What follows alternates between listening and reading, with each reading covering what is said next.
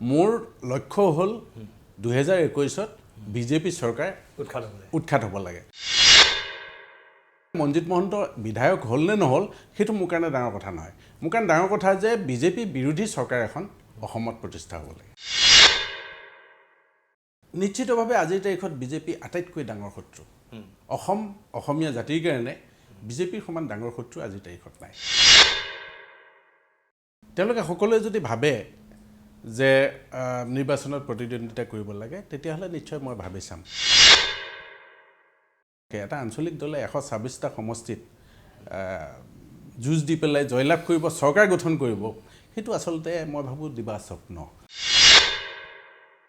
কংগ্ৰেছে অসম বহুত বেয়া কাম কৰিছিলে হয় আমিও আটাইতকৈ বেছি সমালোচনা কৰিছিলোঁ খুব সৰব আছিলোঁ কিন্তু বিজেপিয়ে অসমীয়া সমাজখন ভাঙি থানবান কৰি পেলাইছে জাতপাতৰ খেল খেলা হৈছে আমাৰ যিসকল নেতা বুলি কয় এতিয়াতো আমি দেখি আছোঁ এখনকৈ মুখাবিলাক খুলকিছে চবৰে সেই ধৰণৰ নেতাবিলাকে নিশা ৰাজপথত আন্দোলন কৰিছিলে দিনত আৰু নিশা গৈ পেলাই সৰ্বানন্দ সোণোৱাল বা হিমন্ত বিশ্ব শৰ্মাৰ লগত বহি বাকীখিনি কৰিছিলে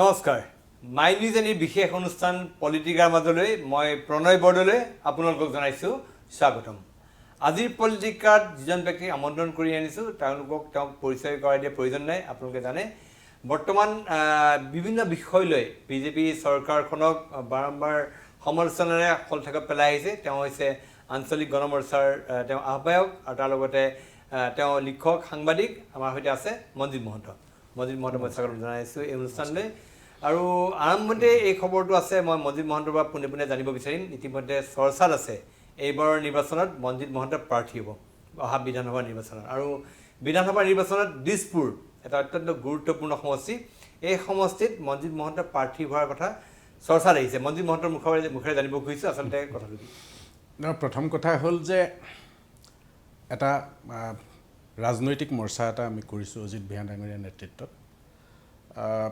সংসদীয় নিৰ্বাচনী ক্ষেত্ৰখনত যেতিয়া ভৰি দিছোঁ নিৰ্বাচন খেলাৰ প্ৰসংগটো আহিব পাৰে স্বাভাৱিক কথা এইটো কিন্তু মোৰ কাৰণে নিৰ্বাচনটো শেষ কথা নহয় যদি দলে ভাবে মৰ্চাই যদি ভাবে কাৰণ মৰ্চাটোতো আৰু অকল অজিত বিহান ডাঙৰীয়া মই মীৰা বৰঠাকুৰ এনেকৈ 3-4গৰাকী নহয় বহুত মানুহ আছে বিভিন্ন দল সংগঠন আছে তেওঁলোকে সকলোৱে যদি ভাবে যে নিৰ্বাচনত প্ৰতিদ্বন্দ্বিতা কৰিব লাগে তেতিয়াহ'লে নিশ্চয় মই ভাবি চাম এতিয়ালৈকে মই একো চূড়ান্ত কৰা নাই আৰু দিছপুৰ বুলি কথা নহয় সেইটো আমি এটা মৰ্চা আছক মই আগতে কৈছোঁ বহুত তাত কেইবাটাও দল আছে 7-8টা দল সংগঠন আছে আজি যদি মই কৈ দিওঁ যে মই অসমৰ মুখ্যমন্ত্ৰী হ'ব খোজোঁ মই অসমৰ আমুক সমষ্টিটোৰ পৰা খেলিব খোজোঁ সেইটো বৰ গণতান্ত্ৰিক কথা নহয় সকলোৱে আলোচনা কৰিব নাই মনজিত মহন্ত নাই মই মনজিত মহন্তৰ পৰা মই যিহেতু মনজিত মহন্ত যথেষ্ট স্পষ্টবাদী এই কথাটো নিশ্চয় মানুহে জানিব বিচাৰিব যে দিছপুৰ সমষ্টিৰ পৰা মনজিত মহন্তৰ নামটো প্ৰক্ষেপিত হোৱা কথাটো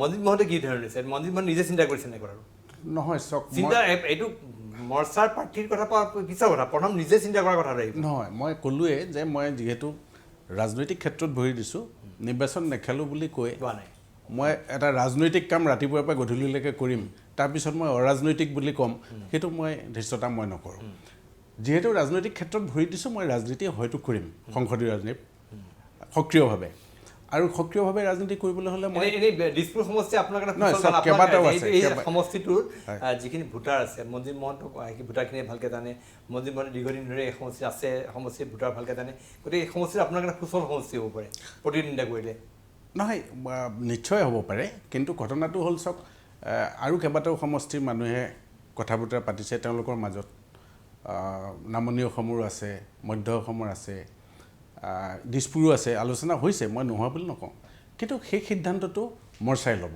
মৰ্চাই যদি ভাবে যে মনজিত মহন্ত দিছপুৰত উঠিব লাগে উঠিব যদি মৰ্চাই ভাবে যে মনজিত মহন্ত লখিমপুৰত উঠিব লাগে উঠিব যদি মৰ্চাই ভাবে যে সকলোৱে যে নগাঁও সদৰ সমষ্টিত উঠিব লাগে তাতো উঠিব এইটো সিদ্ধান্ত মই মৰ্চালৈ এৰিছোঁ আৰু মই ক'লোঁ যে মোৰ লক্ষ্য হ'ল 2021ত বিজেপি চৰকাৰ উৎখাত হ'ব লাগে তাৰ কাৰণে মনজিত মহন্ত বিধায়ক হ'ল নে নহ'ল সেইটো মোৰ কাৰণে ডাঙৰ কথা নহয় মোৰ কাৰণে ডাঙৰ কথা যে বিজেপি বিৰোধী চৰকাৰ এখন অসমত প্ৰতিষ্ঠা হ'ব লাগে। ইতিমধ্যে আঞ্চলিক গণমৰ্চা যিটো আপোনালোকে কৰিছে এই গণমৰ্চাৰ বেনাৰত কেইজনমান প্ৰাৰ্থীৰ নাম ওলাই আছে।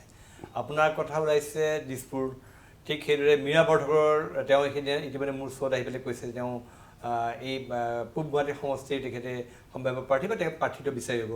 ঠিক সেইদৰে ওলাইছে কমল নাৰায়ণ চৌধুৰী, তেখেতক ইতিমধ্যে তেখেতৰ কথা ওলাইছে পলাবাৰী সমষ্টিত। তাৰপিছত ওলাইছে বটদ্ৰৱা সমষ্টিৰ কথা ওলাইছে বৰদলৈ, লাচিত বৰদলৈৰ কথা। এনেকৈ আঞ্চলিক গণমৰ্চা কেইগৰাকীমান প্ৰক্ষেপিত প্ৰাৰ্থী আছে, মানে চৰ্চাত আছে। এইসকলে যদি মৰ্চা নিশ্চয় চিন্তা চৰ্চা হৈছে যে এইবাৰ নিৰ্বাচনত প্ৰতিদ্বন্দ্বিতা কৰিব, গতিকে প্ৰতিদ্বন্দ্বিতা কৰিলে আপোনালোক এইকেইজন প্ৰাৰ্থী হ'ব। নহয়, নিশ্চয় চাওক, মই ক'লোৱে যে ৰাজনৈতিক ক্ষেত্ৰখনলৈ আহিছে আৰু মৰ্চাটোত অংশগ্ৰহণ কৰিছে, সকলোৰে এটা ৰাজনৈতিক আকাংক্ষা নিশ্চয় আছে যিসকলে যোগদান কৰিছে। কিন্তু তাৰ মাজত মই ক'লোঁ যে সমিল মিলি আগবাঢ়িব লাগিব। এইটো নহয় যে ইয়াত মই ক'লোঁ কেইবাটাও দল আছে আৰু আমি আশা কৰি আছোঁ যে সকলো বিজেপি বিৰোধী শক্তি, আঞ্চলিকতাবাদী শক্তি ঐক্যবদ্ধ হ'ব লাগিব। এতিয়া ধৰক মই আজি কৈ দিলোঁ যে মই দিছপুৰ সমষ্টিত উঠিম, কাইলৈ যদি কৃষক মুক্তিৰ যিটো দল হ'ব তেওঁলোকে যদি আমাৰ সৈতে মৰ্চাত আহি পেলাই কয় যে আমাৰ এজন প্ৰাৰ্থী আছে দিছপুৰ সমষ্টিত আৰু মই যদি দেখোঁ যে তেওঁ মোতকৈও বেছি গ্ৰহণযোগ্য, মানে আপোনালোকৰ এতিয়া এই মুহূৰ্তত মনজিৎ মহন্তই হওক, মীৰা বৰঠাকুৰে হওক, লাচিত বৰদলৈ হওক, কমল নয়ন চৌধুৰী ডাঙৰীয়াই হওক, এখেতসকলে যদি নিজৰ এটা সকলোৰে টাৰ্গেট থাকে যে মই এইটো সমষ্টিত উঠিম, হয়তো তাত কাম বন কৰিছে, ঘূৰা পকা কৰিছে, সভা সমিতি কৰিছে, মানুহৰ লগত কথা পাতিছে, কিন্তু এইটো মৰ্চাৰ সিদ্ধান্ত এতিয়ালৈকে নহয়। এগৰাকী মৰ্চাৰ কৰ্মকৰ্তা হিচাপে আমি যিখিনি জানো এতিয়ালৈকে একো চূড়ান্ত হোৱা নাই। আমাৰ হাতত যিটো খবৰ আছে ইতিমধ্যে কংগ্ৰেছ আৰু AIDFৰ মাজত এটা জোটবন্ধনৰ কথা ইতিমধ্যে প্ৰায় চূড়ান্ত হৈছে আৰু কংগ্ৰেছ AIDFৰ জোটবন্ধনে তেওঁলোকে আঞ্চলিক গণমৰ্চাকো নিজৰ লগত বিচাৰিছে। আপোনালোকৰ দলৰ সৈতেও আপোনালোকৰ মৰ্চাৰ সৈতে এই বিষয়ত কথা বতৰা হৈছে, বা যিহেতু অজিত ভূঞা ডাঙৰীয়া আপোনালোকৰ মৰ্চাৰ যিজন মুখ্য আহ্বায়ক, তেখেতে যিহেতু কংগ্ৰেছ আৰু AIDFৰ সহযোগত বা তেওঁলোকৰ সহযোগত গৈ এইবাৰ সাংসদ হ'ল, গতিকে আপোনালোকৰ দলৰ আপোনাৰ মৰ্চাৰ সৈতে এটা যোগাযোগ আছে। গতিকে তেওঁলোকে বিচাৰিছে যে মনজিৎ মহন্ত হওক বা আঞ্চলিক গণমৰ্চাই কেইগৰাকীমান প্ৰাৰ্থী থিয় কৰক যাক কংগ্ৰেছ আৰু AIDFে বেক কৰিব বা তেওঁলোকক সমৰ্থন দিব। এই কথাটো হয় নহয়? চাওক, এতিয়া ঘটনাটো হ'ল তেওঁলোকে এটা মহাজোঁটৰ কথা কৈছে কংগ্ৰেছে, আৰু বাতৰি ওলাইছে যে কংগ্ৰেছ আৰু AIDFে ইতিমধ্যে কথা বতৰা পাতিছে, বহিছে। কিন্তু আমি গণমৰ্চাৰ পৰা কৈ দিওঁ যে আমি প্ৰথম কথা হ'ল যে আমি সকলো আঞ্চলিক দল, আঞ্চলিক ভাৱাপন্ন যিবিলাক সংগঠন আছে সেই সকলো আমি ঐক্যবদ্ধ হ'ব খুজিছোঁ আৰু একে সময়তে এইটো মৰ্চাৰ অংশীদাৰ হ'ব পাৰে, তেওঁলোক হৈছেও বহুখিনি আৰু বিভিন্ন পৰ্যায়ত কথা এতিয়া বৰ্তমান এই মৰ্চাত আপোনালোকৰ যি মৰ্চাত কিমানটা দল আছে?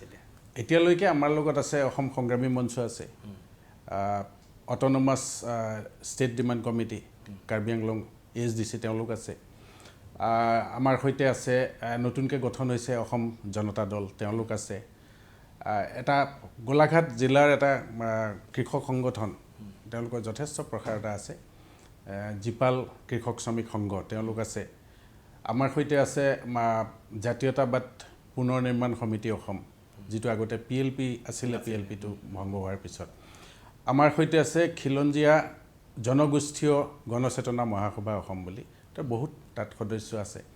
এনেকৈ প্ৰায় 7-8টামান সংগঠন আৰু দল আছে আৰু বিভিন্ন পৰ্যায়ত কথা বতৰা আৰু চলি আছে। তাৰ লগতে আপোনালোকৰ নিচিনা আপুনি অজিত ভূঞা ডাঙৰীয়া বা মীৰা বৰঠাকুৰ, কমল নয়ন চৌধুৰী বা লাচিত বৰদলৈ, এওঁলোক কোনো সংগঠন দলৰ লগত নাই, কিন্তু তেওঁলোকো ইয়াত আপোনালোক কমল নয়ন চৌধুৰী আৰু লাচিত বৰদলৈ ডাঙৰীয়া আঞ্চলিকতাবাদ সুৰক্ষা মঞ্চৰ পৰা প্ৰতিনিধিত্ব কৰিছিলে, কিন্তু পিছত তেওঁলোকৰ আভ্যন্তৰীণ খেলি মেলিৰ কাৰণে সেইটো ভংগ কৰি দিয়া হ'ল। কিন্তু এতিয়াও সেই দল এটা হৈ গ'ল, তেওঁলোকে দল কৰিলে, কিন্তু গণমঞ্চ আঞ্চলিকতাবাদ সুৰক্ষা মঞ্চটো নাই এতিয়া, সেইটো ভংগ হৈ গ'ল। এটা নতুন ৰাজনৈতিক দল কৰিলে অৰূপ বৰবৰা ডাঙৰীয়াই। গতিকে লাচিত বৰদলৈ আমি যেনেকৈ আছোঁ, আমি কোনো দলত নাই, কিন্তু আমি আগভাগ লৈ পেলাই, শান্তনু বৰঠাকুৰ আছে, তেওঁৰ কোনো দলত নাই, মই আছোঁ, অজিত ভূঞা ডাঙৰীয়া আছে, এতিয়া লাচিত বৰদলৈ, কমল নয়ন চৌধুৰী ডাঙৰীয়াও কোনো দলত নাই, মীৰা বৰঠাকুৰো নাই। গতিকে আমি আচলতে গোটেই ইনিচিয়েটিভটো লৈছিলোঁ, লৈ পেলাই এই মৰ্চাটো কৰিলোঁ। এটাই কাৰণ আছিলে যে বিজেপিক উৎখাত কৰিব লাগিলে অকলে কোনেও কৰিব নোৱাৰে। বহুতে কৈ আছে যে আমি অকলে চৰকাৰ গঠন কৰিম। আজিৰ তাৰিখত মই এইটোতো কোনেও বিশ্বাস নকৰে যে বিজেপি দলে অকলে অসমত চৰকাৰ কৰিব কৈছে। যদি শাসনাধিষ্ঠিত দলটোৱেই সেইটো সাহস কৰা নাই আৰু আমি জানো যে আঞ্চলিকতাবাদী শক্তি সকলো বহুত কথা থাকে নিৰ্বাচনত অংকৰ খেল ইয়াত ধনবল লাগিব বহু সেই সকলোবিলাক কথা থাকে এটা আঞ্চলিক দলে 126টা সমষ্টিত যুঁজ দি পেলাই জয়লাভ কৰিব চৰকাৰ গঠন কৰিব সেইটো আচলতে মই ভাবোঁ দিবা স্বপ্ন গতিকে ঐক্যবদ্ধ হ'ব লাগিব সকলো আঞ্চলিক দল মিলিব লাগিব আৰু একে সময়তে আমি এই কথাটো চাইছোঁ যে যিবিলাক সৰ্বভাৰতীয় অন্যান্য গণতান্ত্ৰিক দল আছে যেনে ধৰক ৰাষ্ট্ৰবাদী Congress party NCP CPM CPI এই দলবিলাকৰ লগতো আমি কথা পাতিছোঁ আপৰ লগতো কথা পাতিছোঁ আৰু আমি কৈছোঁ যে কংগ্ৰেছ AIDFৰ লগত আমি এই মুহূৰ্তলৈকে কথা পতা নাই আনুষ্ঠানিক অনানুষ্ঠানিক একো কথা হোৱা নাই মানুহ লগ পোৱা গৈছে ক'ৰবাত অন্যান্য সভা সমিতিত কিন্তু এই মৰ্চা আৰু কংগ্ৰেছ বা মৰ্চা আৰু AIDF কোনো ধৰণৰ কথা বতৰা এতিয়ালৈকে হোৱা নাই আমি বিচাৰিছোঁ যে প্ৰথমতে বাকীখিনি ঐক্যবদ্ধ হওক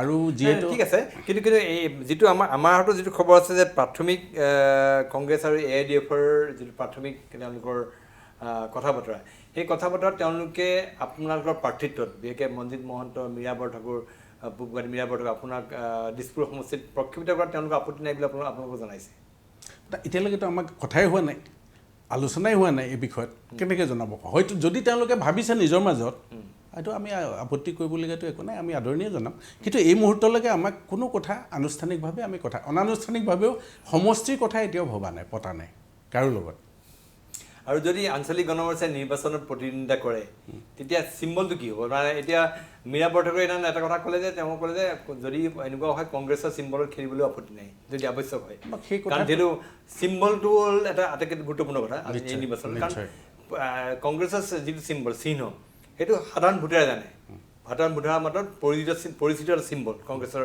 চিম্বলটো চিহ্নটো গতিকে তেওঁ মীৰা বৰঠাকুৰে সেই কথা ক'লে যে এটা ৰাইজৰ মাজত সাধাৰণ ৰাইজৰ মাজত পৰিচিত চিহ্নলৈ খেলাৰ সুবিধা আছে এটা নতুন চিহ্ন লৈ পেলাই খেলা সেইকাৰণে কৈছে যদি কংগ্ৰেছৰ চিহ্নলৈ খেলিবলৈ আমাৰ আপত্তি নাই মনজিৎ মহন্তে কি ক'ব নহয় এতিয়া মই কথাটো তেনেকৈ নক'ম এইকাৰণে নক'ম যে আমি আৰু দলবিলাকৰ লগত কথা পাতিছোঁ এতিয়া আজিৰ তাৰিখত সেইটো কৈ দিব পৰা হোৱা নাই যে কোনকেইটা দলৰ সৈতে আমি উমৈহতীয়াভাৱে নিৰ্বাচনত অৱতীৰ্ণ হ'ম যেতিয়াই ঠিক হ'ব হয়তো তাত যিসকল ৰেজিষ্টাৰ্ড পাৰ্টি ৰিকগনাইজ পাৰ্টি আছে CPMও আছে CPIও আছে যদি আমি একেলগে এটা আওতাৰ ভিতৰত থাকোঁ কংগ্ৰেছো যদি থাকে আলোচনাৰ পিছত AIDFও যদি থাকে আলোচনাৰ পিছত বা অন্যান্য ৰিকগনাইজ যিবিলাক দল এতিয়া ৰেজিষ্টাৰ্ড দল অসম সংগ্ৰামী মঞ্চও ৰেজিষ্টাৰ্ড দল ASDCও ৰেজিষ্টাৰ্ড দল গতিকে এই দলবিলাক যদি থাকে তেওঁলোকৰতো এটা চিম্বল আছে সেইবিলাক চিম্বলো ইতিমধ্যে মানুহৰ মগজুত আছে CPMৰ চিম্বলটো কোনে নাজানে CPI চিম্বলটো কোনে নাজানে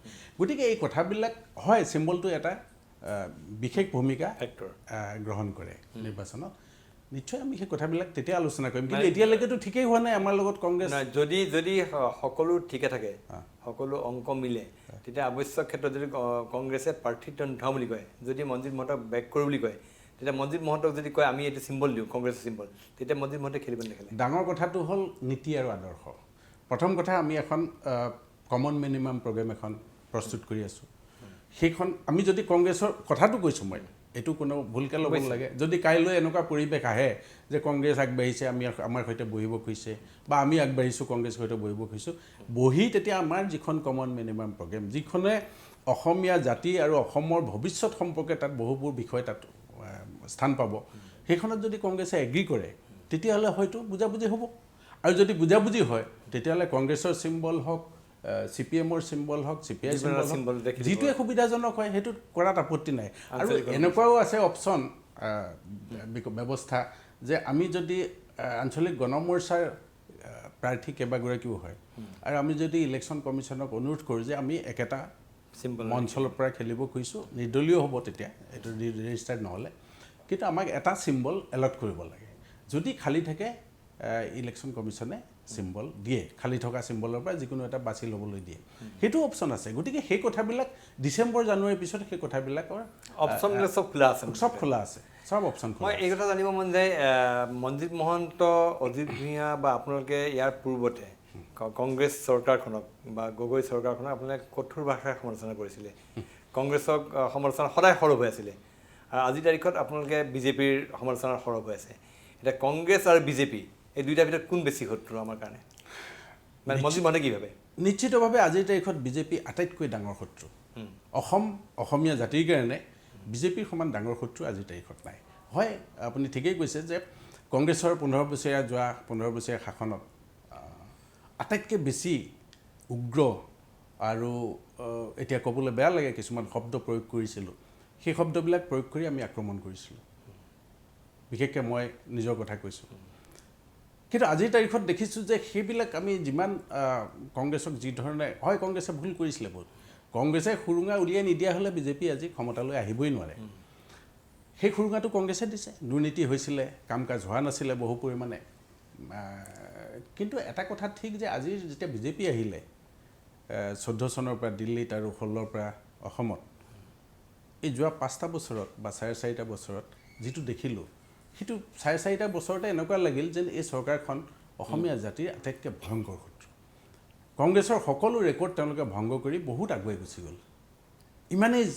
জাতিটোক মানে ধ্বংস কৰাৰ কাম কাজত ব্ৰতী হ'ল প্ৰতিদিনে গতিকে সেইটোৱে অতিষ্ঠ কৰি তুলিলে সকলোকে সেইকাৰণে আপুনি চাওক কেবৰ বিৰুদ্ধে যিটো আন্দোলন হৈছিল কাৰ বিৰুদ্ধে যিবোৰ আন্দোলন হৈছিল এতিয়াও সেইটো উমি উমি জ্বলি আছে শেষ হোৱা নাই আজি এটাৰ পিছত এটাকৈ দেশৰ সম্পদবিলাক বিক্ৰী কৰি দিয়া হৈছে এটাৰ পিছত এটাকৈ লাভজনক যিবিলাক চৰকাৰী প্ৰতিষ্ঠান ৰাজহুৱা খণ্ডৰ প্ৰতিষ্ঠান আছে কোম্পানী আছে উদ্যোগ আছে সেইবিলাক বিক্ৰী কৰা হৈছে কাৰ কাৰণে বিক্ৰী এতিয়া 3জন মাত্ৰ বিজেপিৰ কাৰণে 3জন মানুহক ধনী হোৱাটো বিজেপিৰ কাৰণে এতিয়া মূল কথা হৈ পৰিছে দেশত বাকী সকলৰ কোনো কথা নাই এতিয়া ব্যৱসায়ীসকলৰ আপুনি চাওক কৰোনাৰ অজুহাতত আজি কিমান হৈছেগৈ লাজৰ কথা যে জিডিপিৰ যিটো হাৰ আজিৰ তাৰিখত -23.7 ইয়াতকৈ লাজৰ কথা আছে নেকি যেতিয়া 2014 চনত বিজেপি চৰকাৰ আহিছিলে শাসনত সেই সময়ত দেশৰ জিডিপি আছিলে 7.6 নে কিমান নেগেটিভটো বাদ দিয়ক মাইনাছটো নাছিলেই +7 কিমান আছিল আজিও আমি যাক হাঁহো বাংলাদেশ আজিও আমি যাক সৰু ৰাষ্ট্ৰ বুলি ঠাট্টা মস্কৰা কৰোঁ নেপাল কিমান আছে জিডিপি ভূটানৰ কিমান আছে আজিতো মাইনাছত কোনো যোৱা নাই হয় কাৰোবাৰ 1 কিবা আছে কাৰোবাৰ 6 কিবা আছে অকল ভাৰত গৈছে বাকীখন ৰাজ্য ভাৰতৰ আজিৰ ডেটত -23.7 আৰু কোনবিলাক কথাৰ কাৰণে আপুনি ভাবে যে বিজেপিয়ে চাওক মই এটা উদাহৰণ দিছোঁ সৰু যিটো আমাৰ সাধাৰণ মানুহে এতিয়া চাওক দুটা কাগজ কল বন্ধ কৰি দিয়া হাজাৰ হাজাৰ মানুহ তাৰ লগত ডাইৰেক্টলি আৰু ইনডাইৰেক্টলি জড়িত হৈ আছিলে তাত কৰ্মচাৰী যিটো জাগিৰ নগাঁও কাগজ কল তাতে 2700ৰ ওপৰত কৰ্মচাৰী আছিলে সেই কৰ্মচাৰীবিলাকৰ কি হ'ব তেওঁলোকৰ পৰিয়াল ল'ৰা ছোৱালী নাই ঠিক আছে কিন্তু কাগজ কলটো চৰকাৰখনে বন্ধ কৰি দিয়া নাই বন্ধ কৰিবলৈ পৰিস্থিতি এটা হৈ গ'ল পৰিস্থিতিটো কেনেকৈ হ'বলৈ পালে যদি চৰকাৰৰ এটা প্ৰতিষ্ঠান ৰাজহুৱা খণ্ডৰ প্ৰতিষ্ঠান এটা হয় দুৰ্নীতি হৈছে বুলি কৈছে হয় দুৰ্নীতি হৈছে লুণ্ঠন হৈছে তাত বাঁহৰ নামত কিমান কেলেংকাৰী হৈছে আমিয়ে লিখিছোঁ আগতে এইটো কংগ্ৰেছ চৰকাৰ যিয়ে নহওক সেইবিলাকটো বিচাৰি উলিয়াই অনুষ্ঠান এটা জীৱিত কৰি তোলাটোহে এখন চৰকাৰৰ কল্যাণকামী চৰকাৰৰ কাম হ'ব লাগে এতিয়া গুৱাহাটী এয়াৰপৰ্টটো আপুনি চাওক গুৱাহাটী বিমানবন্দৰ বিমানকোটটো তেওঁলোকে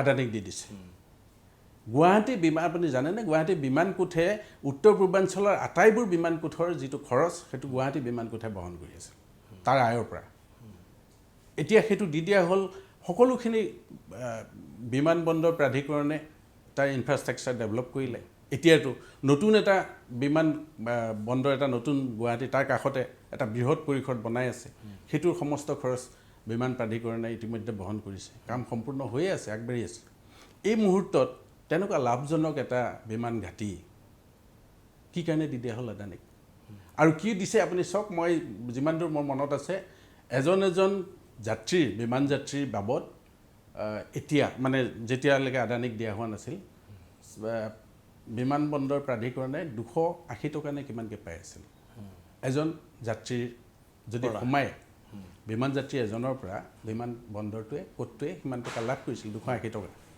এতিয়া আদানীক দিছে 130 টকা নে 140 টকা কিয় ঠিক আছে ব্যক্তিগতকৰণ হ'লে উন্নত হ'ব তাতকেতো 280 টকাৰ ঠাইত 320 টকা হ'ব লাগিছিল 300 টকা হ'ব লাগিছিল কিয় 140 টকাত দি দিয়া হ'ল এই কথাবিলাক মানুহে মনত ৰাখিব আমি এটা গোচৰ কৰিছিলোঁ ৰাজহুৱা স্বাৰ্থজনিত সেইটো এতিয়াও বিচাৰাধীন হৈ আছে সেইকাৰণে তেওঁলোকে বাধ্য হৈ যিখন এগ্ৰিমেণ্ট কৰিছে আদানীৰ লগত চৰকাৰে সেইখনত আদানীয়ে প্ৰতিশ্ৰুতি দিবলগীয়া হৈছে যে হাইকোৰ্টৰ জাজমেণ্টটো যি হ'ব সেইটো তেওঁলোকে মানি ল'ব কাইলৈ যদি হাইকোৰ্টৰ ৰায়ত কয় যে তোমালোকে এৰি দিব লাগিব ব্যক্তিগতকৰণ নহয়। মানে মনজিৎ মহন্তই এই কথা অনুভৱ কৰিছে যে বিজেপিয়ে লাহে লাহে জাতি মাটি ভেটি ৰক্ষা কৰাৰ কথা কৈ আছে, কিন্তু আচলতে জাতি মাটি ভেটিক বিক্ৰী কৰিছে। এফালৰ পৰা বিক্ৰী কৰিছে, বিনষ্ট কৰিছে, কেৱল ফাঁকি, কেৱল মিথ্যাচাৰ আৰু মানুহক অগণন তেওঁলোকে আশা দেখুৱাই, মিছা ভুৱা আশা দেখুৱাই মানুহবিলাকক তেওঁলোকে কিনিব খুজিছে। কাম কৰিছে নে দলটোৱে?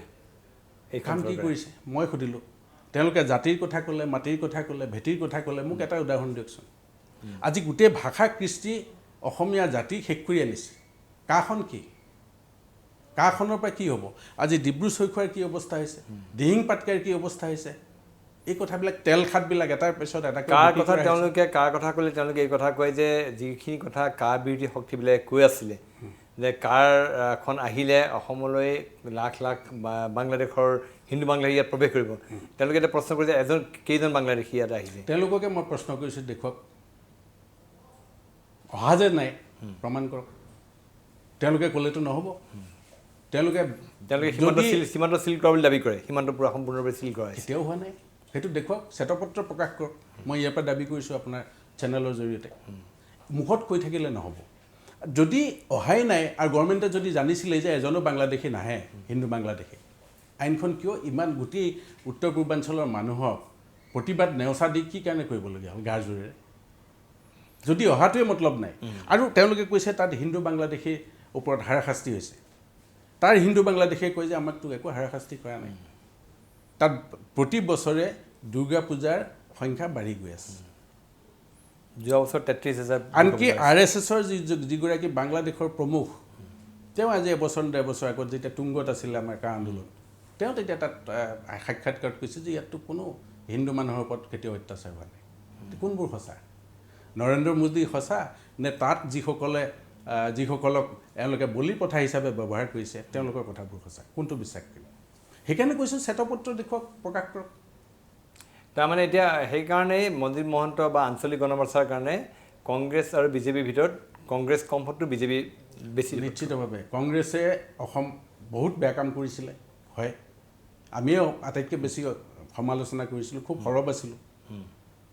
কিন্তু বিজেপিয়ে অসমীয়া সমাজখন ভাঙি থান বান কৰি পেলাইছে। জাত পাতৰ খেল খেলা হৈছে। ইয়াত প্ৰতিটো জনগোষ্ঠীক তেওঁলোকে টোপ দি হাত কৰিবলৈ বিচাৰিছে।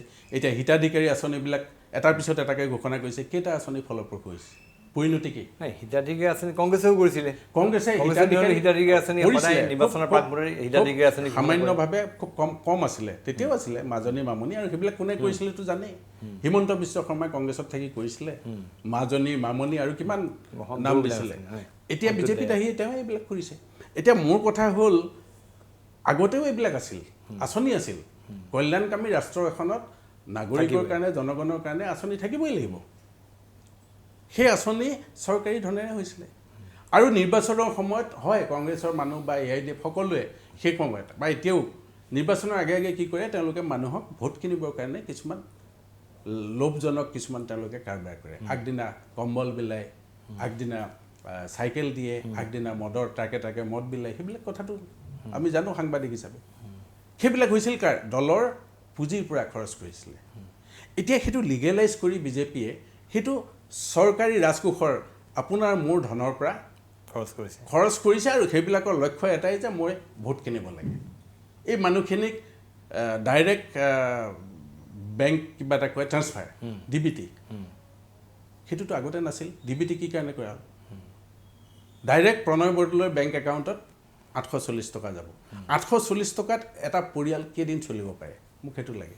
তুমি দিছা মানুহৰ যিটো অৰ্থনৈতিক ভেটিটো টনকিয়াল কৰিবলৈ যদি তুমি ছাপোৰ্ট দিলাহেঁতেন যে ঠিক আছে আপুনি এখন দোকান দিয়ক, মই 1 লাখ টকা আপোনাক লোন দিছোঁ, ধাৰলৈ দিছোঁ, 1 বছৰৰ পিছৰ পৰা আপুনি ইনষ্টলমেণ্টত পইচাটো ঘূৰাব লাগিব। সেইটো কৰিছে জানো? নাই কৰা। তাৰমানে মানুহখিনিক গোলাম কৰি তেওঁলোকে ৰাজনৈতিক মুনাফা আদায় কৰিবৰ কাৰণে এই হিতাধিকাৰী আঁচনিবিলাক কৰিছে, ডাইৰেক্ট বেংক ট্ৰান্সফাৰ। কিন্তু এই বস্তুটো এতিয়া আপোনালোকৰ নিচিনা যিবিলাক বিজেপি বিৰোধী শক্তি আছে বাৰম্বাৰ সকীয়াই আছে যে এইবিলাক প্ৰলোভনৰ ৰাজনীতি হৈছে, মোক হৈছে। কিন্তু ইয়াৰ পাছতো ভাবেনে অসমৰ ৰাইজে এনে প্ৰলোভনত মানে ভৰি দিব? মই নাভাবোঁ। তেওঁলোকে ভাবে, কাৰণ যিসকলে পইচা খৰচ কৰিছে যিটো লক্ষ্য লৈ, তেওঁলোকেতো ভাবিবই। কাৰণ নিৰ্বাচনত ভৰি দিয়া, প্ৰতিদ্বন্দ্বিতা কৰা ছিকিউৰিটি ফৰফিট হোৱা মানুহজনেও ইলেকশ্যনৰ আগদিনালৈকে কৈ থাকে মোৰ সমান ভোট কোনেও নাপায় গতিকে এওঁলোকেও সেইটো ক'বই যে আমি দিছোঁ আমাৰ লগত আছে ৰাইজ কাৰ লগত আছে সেইটো ফলাফলৰ পিছত ওলাব কিন্তু এটা কথা ঠিক যে মানুহে সুবিধা পাইছে সুবিধা দিছে কিন্তু মনজিত মহন্ত আপোনালোকে এইটো নাভাবেনে যে যোৱা লোকসভাৰ নিৰ্বাচনৰ সময়তো নৰেন্দ্ৰ মোদী চৰকাৰৰ বিৰুদ্ধে যথেষ্ট প্ৰচাৰ হৈছিলে যথেষ্ট লোকে তেওঁলোকৰ বিৰুদ্ধে বিশুদ্ধাৰ প্ৰকাশ কৰিছিলে কিন্তু তাৰপিছতো তেওঁলোকে অধিক ভোট পাই তেওঁলোকে তাত নিৰ্বাচনত বিজয়ী হ'ল লোকসভা আৰু বিধানসভা দুয়োটাৰ পাৰ্থক্য আছে প্ৰথম কথা দ্বিতীয় কথা হ'ল লোকসভাটো এটা বেলেগ ধৰণৰ এটা সাইকোলজি সেই সময়ত কাম কৰিছিল আৰু এইবোৰ কিতাপ বেচাটো আছেই আমাৰ যিসকল নেতা বুলি কয় এতিয়াতো আমি দেখি আছোঁ এখনকৈ মুখাবিলাক সুলকিছে চবৰে সেই ধৰণৰ নেতাবিলাকে নিশা ৰাজপথত আন্দোলন কৰিছিলে দিনত আৰু নিশা গৈ পেলাই সৰ্বানন্দ সোণোৱাল বা হিমন্ত বিশ্ব শৰ্মাৰ লগত বহি বাকীখিনি কৰিছিলে নেদেখাকৈ ৰাইজে গতিকে সেইবিলাক মানে এইটো কা বিৰোধিতাৰ সময়তো বহুতে কৰিছে সেইবোৰ আমি সময়ত নামবিলাক প্ৰকাশ কৰিম এজনকৈ এতিয়া লাহে লাহে কিছুমানটো নিজেই সুলকাই মুখাখন পিছফালে জেপত ৰাখি ওলাই আহিছে যে মই এইটো আছিলোঁ এতিয়া লাহে লাহে সেইবিলাক আৰু ওলাব আমাৰ কথা হ'ল খুব স্পষ্ট জাতি আৰু মাটিৰ কাৰণে অসম আৰু অসমীয়া জাতিৰ কাৰণে সৰ্বোচ্চ কৰিবলৈ আমি সাজু হৈ আছোঁ আমাক কোনো এইটো নহয় যে মনজিত মহন্তক কাইলৈ মোক যদি আজি কোনোবাই কয়ও যে তই বাবা বিজেপিৰে চিফ মিনিষ্টাৰ হ তই চব বাদ দে মই শেষ মানুহ হ'ম সেইটো মানি ল'বলৈ মই কেতিয়াও মানি নলওঁ মই ঘৰত এটা তলা মাৰি বাহিৰ ফালৰ পৰা ঘৰৰ ভিতৰত লাগিলে সোমাই থাকিম মই অসমীয়া জাতি আৰু অসমখনক ধ্বংস হ'বলৈ দিয়া কোনো কথাত একমত নহ'ম আঞ্চলিক গণমৰ্চাক আমি দেখিবলৈ পাইছোঁ বৰ্তমান সময়ত অন্য আঞ্চলিক শক্তিসমূহে যিমান গুৰুত্ব দিবলৈ লাগে তাতকৈ কিন্তু কংগ্ৰেছ আৰু AIDFে অধিক গুৰুত্ব দিয়া পৰিলক্ষিত হৈছে শেহতীয়াকৈ এটা উদাহৰণ হ'ল যে সদৌ অসম ছাত্ৰ সন্থা আৰু অসম জাতীয়তাবাদী যুৱ ছাত্ৰ পৰিষদৰ উদ্যোগত যি নতুন দল হ'ল সেই গোটেই প্ৰক্ৰিয়াটো কিন্তু আঞ্চলিক গণমৰ্চাক একাষৰীয়া কৰি ৰখা হ'ল আপোনালোকৰ মুখ্য আহ্বায়ক অজিত কুমাৰ ভূঞা ডাঙৰীয়াৰ বাৰম্বাৰ আহ্বান পাছতো তেওঁলোকে কোনো সহায় নিদিলে এই বিষয়টো আপোনালোকে কি ধৰণে লৈছে নহয় চাওক আমি প্ৰথমতেই সদৌ অসম ছাত্ৰ সন্থাক কৈছিলোঁ প্ৰথমতে টেলিফোন যোগে অজিত ভূঞা ডাঙৰীয়াই কথা পাতিলে দুবাৰ তিনিবাৰ মই এবাৰ কথা পাতিছিলোঁ তাৰপিছত আমি এখন আনুষ্ঠানিক পত্ৰও দিলোঁ যে আপোনালোকে সময় কওক আপোনালোকে স্থান কওক আপোনালোকে দিন থিৰাং কৰক আমি বহিব খুজিছোঁ কথা পাতিব খুজিছোঁ তেওঁলোকে কোনো সৌজন্যতামূলকভাৱে তাৰ উত্তৰ এটা নিদিলে আমি তেওঁলোককে কৈছিলোঁ সমুজ্জ্বল ভট্টাচাৰ্য ডাঙৰীয়াক অজিত ভূঞা ডাঙৰীয়াই ফোনত কৈছিলে যে আপুনি নেতৃত্ব লওক তেওঁ খুব স্পষ্টভাৱে কৈছিলে যে মই সংসদীয় ৰাজনীতিৰ লগত কেতিয়াও জড়িত নহওঁ বেয়া নাপাব তেওঁ নাই এতিয়াও নাই তেওঁ নিজৰ স্থিতিত অটল আছে কিন্তু বাকীসকলে আলোচনা কৰাটো একোৰে কথা নাই আজি বহুতে কয় কংগ্ৰেছ অস্পৃশ্য AIDF অস্পৃশ্য সাম্প্ৰদায়িক দল AIDFতকৈ বেছি সাম্প্ৰদায়িক বিজেপি কি কৰি আছে আমি দেখিছোঁৱেই কথাই কথাই মুছলমান বুলিলেই বাংলাদেশী মুছলমান বুলিলেই কাটমাৰ এইটো কেনেকুৱা ভাৰতীয় সংবিধানৰ পৰিপন্থী কাম কৰি আছে কংগ্ৰেছ যদি আজি অস্পৃশ্য যিসকলৰ কাৰণে কংগ্ৰেছৰ ওচৰতেতো সেইসকলে এটা সময়ত সহায় বিচাৰি গৈছে তেনেকুৱা ৰেকৰ্ডতো আছে সেইবোৰ কথাটো ওলাইছে গতিকে মোৰ কথা হ'ল আমাৰ খুব স্পষ্ট কথা যে বিজেপি টাৰ্গেট কোন আপোনাৰ শত্ৰু কোন পৰম শত্ৰু কোন আজিৰ তাৰিখত যদি আজিৰ তাৰিখত পৰম শত্ৰু বিজেপি তেতিয়াহ'লে বাকীসকলৰ দোষ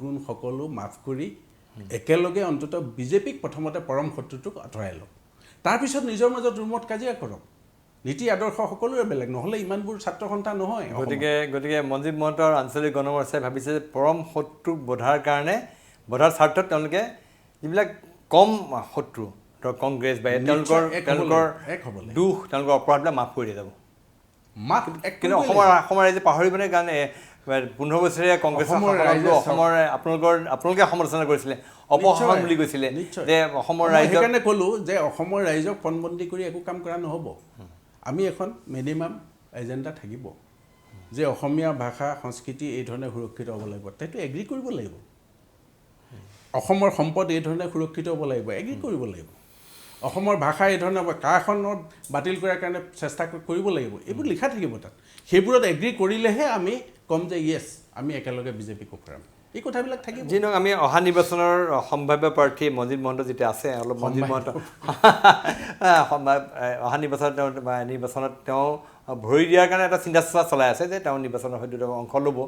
মই অলপ মনজিৎ মহন্ত মানুহজনৰ বিষয়ে জানিব বিচাৰিছোঁ। মনজিৎ মহন্ত সাংবাদিক আছিল পেছাত, আমি প্ৰায় সমসাময়িকভাৱে আৰম্ভ কৰা মোৰ মনত পৰে। গতিকে আপুনি সাংবাদিকতাৰ জগতখনৰ পৰা আঁতৰি এইখন জগতলৈ কিয় আহিলে? প্ৰণয় বৰদলৈ মইতো 1987 চনত মই সাংবাদিকতা আৰম্ভ কৰিছোঁ জানে সেইকাৰণে। আৰু মনজিৎ মহন্ত ভাল ফটোগ্ৰাফাৰ আছিল, ফটোগ্ৰাফী কৰিছিলোঁ। তেতিয়া আজিৰ অসমত চেণ্টিনেল গ্ৰুপত জইন কৰিছিলোঁ। প্ৰথম মোৰ সাংবাদিক জীৱন তাত আৰম্ভ হৈছে। তাৰপিছত আপুনিও তাত আজিৰ অসমত একেলগে আমি কাম কৰিছিলোঁ। তাৰপিছৰ পৰা মই পৰ্যায়ক্ৰমে প্ৰতিদিন অসমীয়া প্ৰতিদিন এষ্টাব্লিছ কৰোঁতে পৰাগ দাস ডাঙৰীয়া শ্বহীদ, অজিত কুমাৰ ভূঞা ডাঙৰীয়া, আমি তিনিজনেই মূলতঃ জয়ন্ত বৰুৱাৰ অনুৰোধক্ৰমে আমি প্ৰতিদিন আৰম্ভ কৰিলোঁ। তাত বহু বছৰ থাকিলোঁ। তাৰপিছত মই মাজতে অসম চৰকাৰতো গ'লোঁ, যোগদান কৰিছিলোঁ। মুখ্যমন্ত্ৰীৰ প্ৰেছ এডভাইজাৰ আছিলে। প্ৰেছ এডভাইজাৰ নহয়, এইটো মোৰ পদবীটো আছিলে বিশেষ বিষয়া, বিশেষ সেই সময়ত মই অসম পুলিচতো কিছুদিন এটা মানে কি বুলি কয় এইটো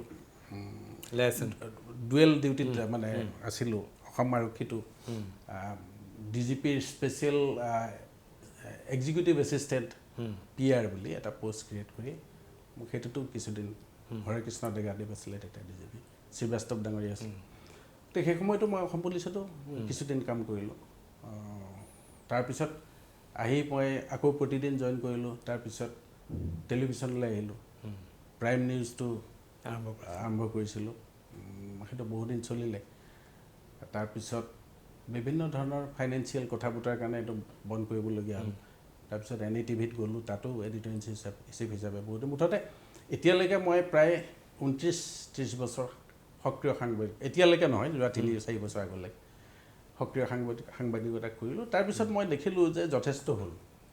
30 বছৰ 29 বছৰ কৰি সাংবাদিকতা আৰু ৰাজনীতি মোটামুটি একে, যিসকলে ৰাজনৈতিক সাংবাদিকতাৰ বিষয়ে জানে মোটামুটি একেই ধৰণৰ কথা। গতিকে মই দেখিলোঁ যে কথাবিলাক আমি কওঁ টেলিভিশ্যনত বা আপুনিও কৈ আছে, বা আমি তেতিয়া পেপাৰত লিখিছিলোঁ, এতিয়াও ক'ৰবাত লিখোঁ মাজে সময়ে। এই লিখা কথাবিলাক আৰু কোৱা কথাবিলাক মানুহে শুনে, শুনি বাহ দিয়ে, হাত চাপৰি দিয়ে, কোনোবাই হয় ঠিক কথা কৈছে বুলি কয়। তাৰ বাহিৰে একো নহয়, পৰিৱৰ্তন নহয়। যিবোৰ মানুহে শুনিব লাগে, কাম কৰাৰ ক্ষমতা যাৰ হাতত আছে, নীতি তৈয়াৰ কৰা যিবিলাক মানুহ, সেইবিলাক মানুহে এইবিলাক কথা ইকানেৰে সোমাই সিকানেৰে উলিয়াই দিয়ে। সেইবিলাকত মই অলপ কিছু পৰিমাণে হতাশ হৈছিলোঁ যে এইবোৰ কৰি কি লাভ হ'ব। তাতকৈ নিজেই যদি ক্ষমতাটো লৈ অন্ততঃ ৰাজনীতি যে এনেকৈও কৰিব পাৰি, ভাল ৰাজনৈতিক এটা দৰ্শন যদি আমি দিব পাৰোঁ মানুহক, মই ভাবোঁ যে সেইটোৱে অসমখনৰ কামত আহিব। কাৰণ ভাষণ দিয়া মানুহৰ কোনো অভাৱ নাই অসমত। মনজিৎ মহন্ত এটা সময় মোৰ মনত পৰে জেললৈ যাবলগীয়া হৈছিলে, কলা আইনৰ। কেইবাবাৰো গৈছোঁ, কিন্তু আগতে অসম আন্দোলনৰ সময়ত তেতিয়া সৰু সুৰা সেইবিলাক গোচৰ। কিন্তু ডাঙৰ ঘটনাটো হ'ল মই 91 চনত 90 চনৰ ডিচেম্বৰ মাহত টাডা আইনৰ অধীনত মোক গ্ৰেপ্তাৰ কৰা হৈছিলে।